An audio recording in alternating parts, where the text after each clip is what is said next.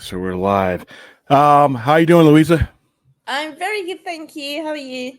I'm doing okay. So I watched the trailer for Cinderella's Curse, Awesome. and I have so you'll see from the interviews I've done with the people from Pooh, Blood and Honey.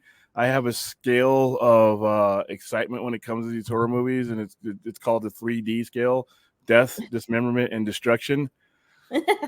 I don't think I got halfway through your trailer before you met the quota.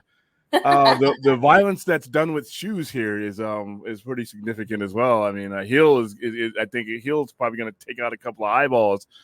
Obviously, this is inspired by Cinderella, but were you a horror fan growing up? Oh, absolutely, yes. I've been watching horrors since I've been able to get a hold of them. So I just think they're so exciting and fun. Wow. Now, tell me a little bit about. I mean, obviously, we have the basic story of Cinderella, which is based on. But tell me how what your version of it, your spin of it is. Okay, so I would say that ours is quite similar to the film Carrie, in a sense that everybody knows the backstory of Cinderella. She's having a hard time, growing up.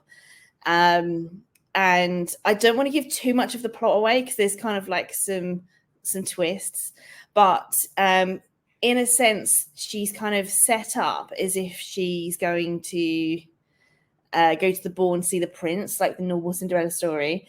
However, things don't go to plan, and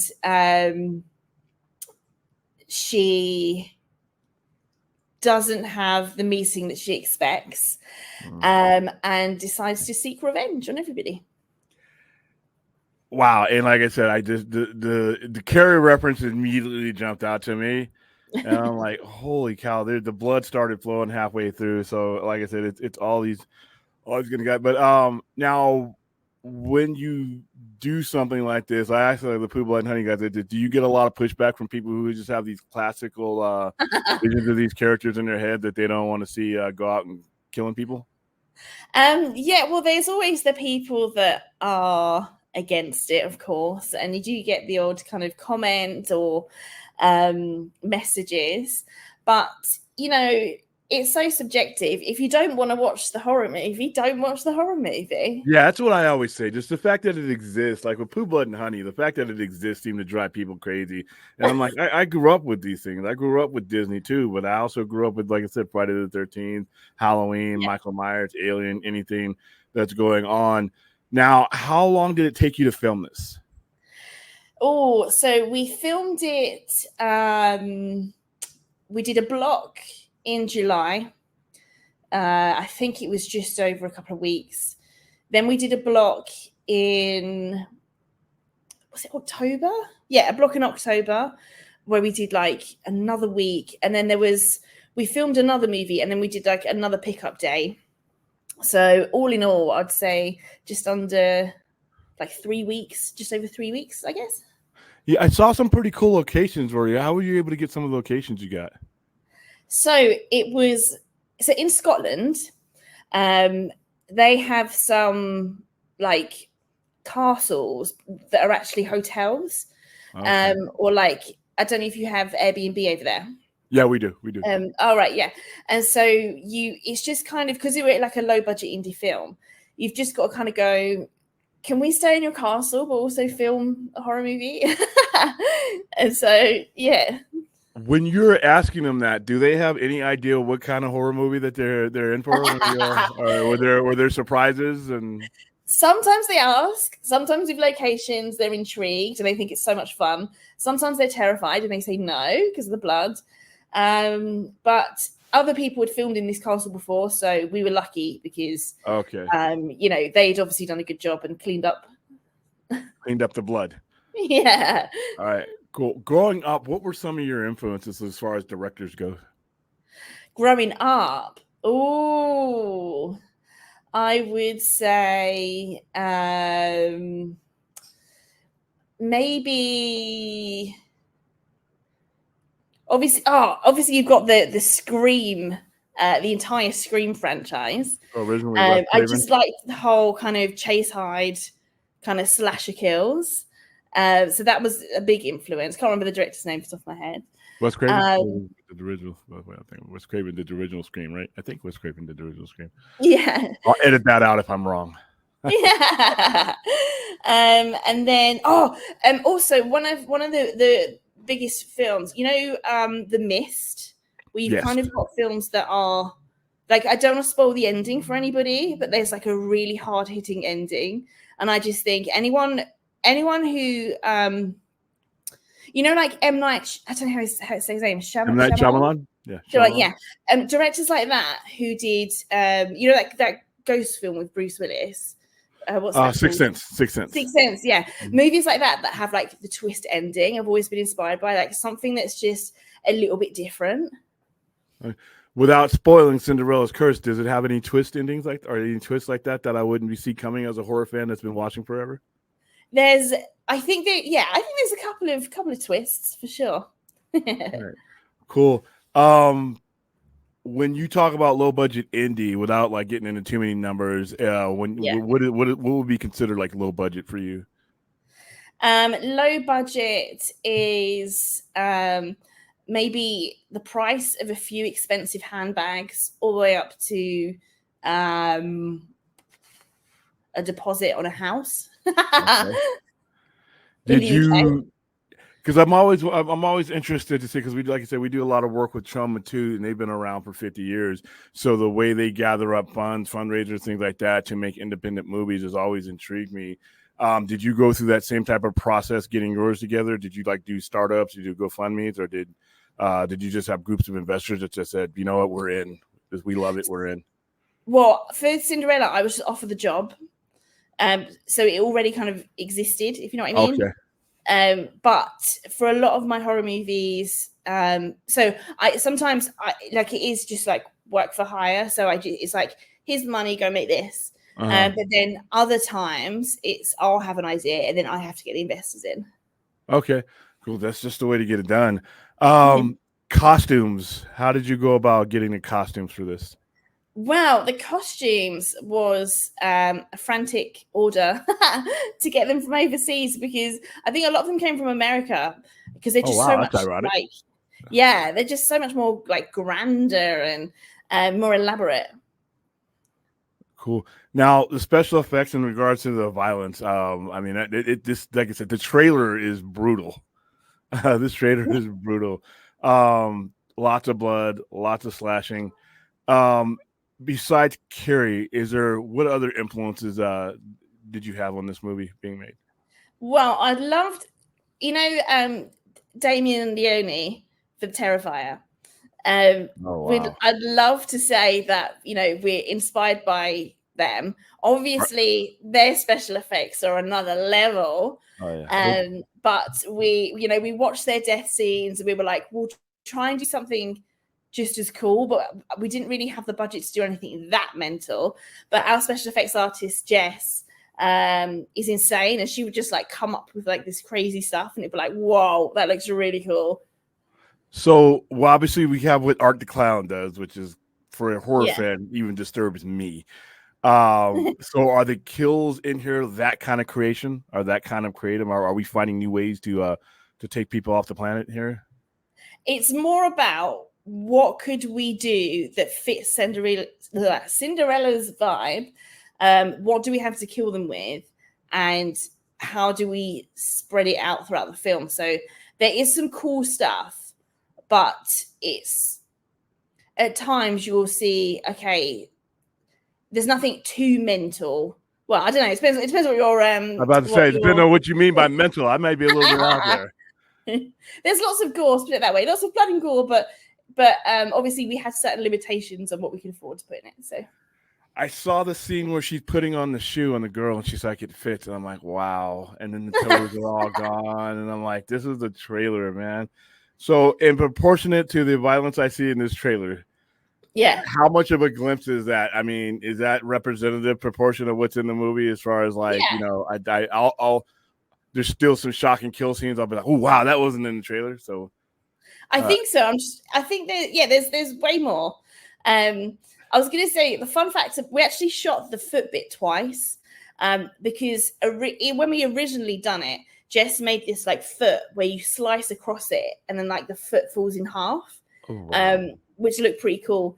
But then when we had a chance to go back, I was thinking, it's more fun to get some big scissors and like chop the toes off one by one. Oh, goodness. The way you just said this, as a matter of fact, just slice, just chop the toes off. Much better. Much better. It tells me you had a lot of fun making this movie. So like I said, all three of these are there. The Carrie reference is there. I even love the movie poster. I'm looking at this. I'm like, when does this get released here at America? What? That's a very good question. So the stage, they won't tell us anything until we've delivered the final movie because we had it finished and then we had to just adjust some of the VFX and bits. And I think we may even be giving it to them tomorrow. And then we'll know dates and things. Do you plan on having a wide release here in America, or will it be like a Fathom type of event? The thing is, because it's not my area, I have no idea. I just give it to them, and then it's like then they start their magic. Cool. How many films have you done now? I'll have it in the IMDb for everybody to look at. I think I've directed 30 something maybe, but then produced a little bit more. It's been a while. That's a lot. I mean, because when it comes to indie, they're done differently than when you have the big $100 million budgets where it takes almost a year of shooting and everything else. What's the average shooting time for when you make one of your films? Maybe if we go right down the middle of the budgets, I would say 7 to 10 days. Wow. And then it's just so people have a chance to they can still work and then come and take a week off and not lose their job. Do you know what I mean? Like that's the point of it. So it's like anyone can do it if they want. Cool. And then do you just go right on to the next one after you've done one, or do you take like a break, or are you working on simultaneous? Yeah, sometimes I've got films. We do films back to back. I've had movies where I've shot 3 movies at the same time, jumping between different scenes between different movies. Wow. I'll never do that again. But it was how do you keep your head straight on that one? Because I don't know, but it was we did it and it looks great. So I think we just wanted to get some really cool locations, and the only way you could do it is by pooling all the budgets together and going, right, now we can get better locations and then jump in. So technically, it's like that's the first time I've heard that, to be able to pull a lot of that together. So to able to use your resources and aim at different things and shoot them all. So that's actually a pretty creative way to do it. So is this this seems like, you think this is going to be your biggest one? Oh yeah, directed for sure. Yeah, absolutely. It's really good. It's really, really good. It's a testament of everybody who showed up for each shoot on it and just gave it 110%. And everyone was really, because the second it started, getting about, I think it created a bit of excitement. So people were just kind of more pumped than normal to do it. So yeah, it looks really good. Is there going to be merchandise? I mean, am I going to have a? Oh, I hope so. That'd be so cool. Because I'm still getting my poo, blood, and honey, but I want the doll, like on our background. You can kind of see Cinderella's got an axe, she's got an axe. I want that doll, man. I want. That'd be so cool. You should do a Cinderella Barbie with the axe, and then goodness, yeah, and have the shoe with the toes in it as part of one of the accessories. And then on one side, and then on the other side, have the one where the foot is sliced on that one. Yeah, that'd be so cool. And then all the victims, and you just take their body parts off. But yeah, it sounds like you had a lot of fun making this movie. The trailer looks like I got it. As soon as I saw it, I'm like, I have to go see this. This is insane amount of violence. I love Carrie. I love the original Carrie. Some of the remakes I'm not as keen on, but the original Carrie has a different feel to it, a different 70s type feel. When a lot of these movies first came about, De Palma, a lot of these things were, Stephen King's movie. That was probably one of his better translated movies that was translated into movies. Not all of them do, though. Not every Stephen King movie hits it. That one did. And like I said, you end up rooting for this person that's going around, with her, in her case, using telekinesis to slaughter her classmates. But here in Cinderella, you know, it still has the even though you have the blood, the gore, the axes, and the dismemberment, it's still Cinderella. That's the cool thing about this. It sounds like it's still the core story of Cinderella, just with a little bit of violence and killing and slashing and all that. So, A very different fairy godmother too. Okay. Tell me a little bit about her. She's basically a creature. And I don't know, like she's got this like full-on special effects makeup head and arms, and she has these territories. I think I saw her. Yeah, I think I saw a bit of her in the trailer. Yeah. And then you have the stepsisters, the stepmother. I mean, it sounds like all these people are they're there for the meat grinder, and I can't wait to see this. It's like as you look at the whole scale of characters, and like you're all gonna die, and it's gonna be spectacularly done. Like I said, once I see it, once it gets out here, I'll give you my kill count rating to see. And I'll get back to you, be like, that one was a 10, that one was an 8. Could have killed that person sooner in the movie, but yeah, this sounds like a lot of fun. Sounds like you guys have a lot of fun making it. What's your next movie? What are you working on right now? After this one, I'm doing a ghost movie, like a typical haunting movie. So yeah, that should be lots of fun. That doesn't sound like a lot of blood and guts, though. Are you sure? No, it's the complete opposite. As long as you're not going to be doing any rom-coms or anything like that. I don't think so. Or are you? I've got some on the slate, but as always, it's what do they want next? So That's true. I have to do what they want. Are you a genre director, or are you diversified as far as like do you have a genre that is just this is what I want to do, and then you do the other things, or it's pretty much what as they come to you, or is horror your thing that you would prefer? I love horror. Horror is just so much fun. However, saying that, I have worked in romantic comedy, sci-fi, VFX, adventure, natural disaster. What else is it? Thrillers, erotic thrillers. So it's like it just depends on as with any job, it's like what do they want next? And then I've got like a whole bunch of movies that are like pending, and they go, oh, we want that one now, and then that one, and then that one. And then obviously outside of that, I've got my movies that I want to make.